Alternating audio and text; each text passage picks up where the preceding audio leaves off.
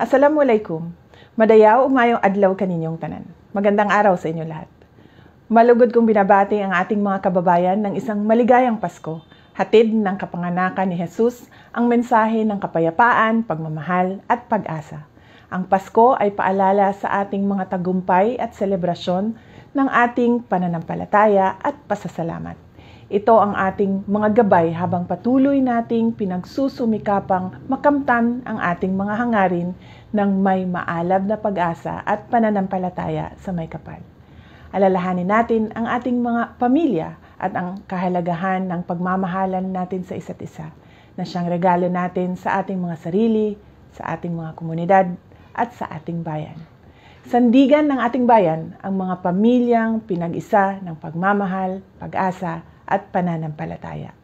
Huwag nating kalimutan sa Pasko at sa abot ng ating makakaya sa iba pang mga araw ay tulungan at damayan natin ang ating mga kapwa Pilipino na naghihirap, nagugutom, may karamdaman at nag-aagaw buhay.